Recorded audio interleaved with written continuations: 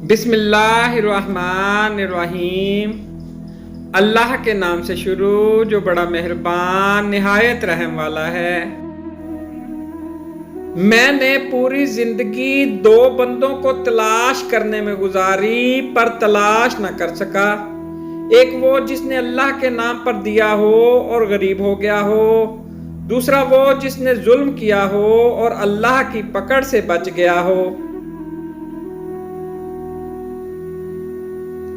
اللہ تعالیٰ کے راستے پر چل پڑے ہو تو تیز بھاگو، تیز بھاگنا اگر مشکل ہے تو آہستہ بھاگ لو۔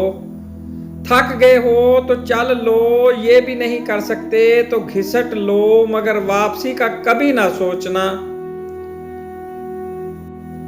سازشیں، غیبتیں، پیٹھ پیچھے وار، لوگ بھول بیٹھے ہیں کہ یہ سارا تماشا اللہ تعالیٰ بھی دیکھ رہا ہے۔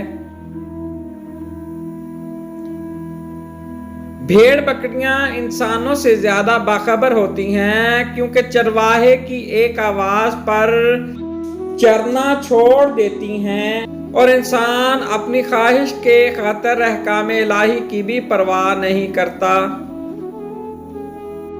ہر تباہی کے لیے کسی کی بد دعا ضروری نہیں ہوتی، کسی کا صبر بھی آپ کو تباہ و برباد کر سکتا ہے۔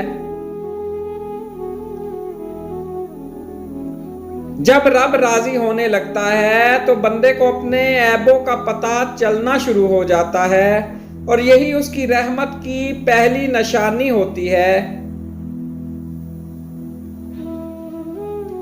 آپ صلی اللہ علیہ وآلہ وسلم کہہ دیجئے کہ کیا میں تمہیں بتاؤں کہ اعمال کے اعتبار سے سب سے زیادہ خسارے میں رہنے والے کون لوگ ہیں، جن کی ساری جدوجہد صرف اسی زندگی کے لیے ہے اور وہ یہ خیال کر رہے ہیں کہ وہ بڑے کامیاب ہیں۔ حابیل بے اولاد مر گیا، انسان قاتل قابیل کی نسل سے ہے۔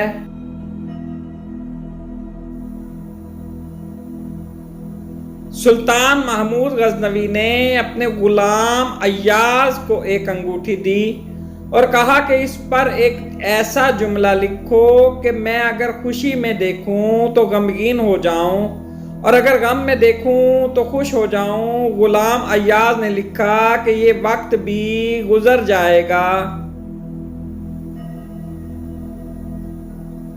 امیدوں کے آگے ٹوٹ جانا اچھا نہیں لگتا، کسی کے آگے ہاتھ پھیلانا اچھا نہیں لگتا۔ مجھے دینے والوں کی ہی قطار میں رکھنا اے میرے مالک، تیرے در کے سوا کہیں سر جھکانا اچھا نہیں لگتا۔ اس جگہ میں کھسکنے کی کوشش مت کرو جہاں تمہارا کوئی جوڑ نہ ہو۔ ریاضی ہمیں یہ نہیں سکھاتی کہ کس طرح خوشیوں کو جوڑنا ہے اور اداسیوں کو گھٹانا ہے، لیکن ایک اہم سبق ضرور سکھاتی ہے کہ ہر مسئلے کا حل ہے۔ Please like, subscribe and share.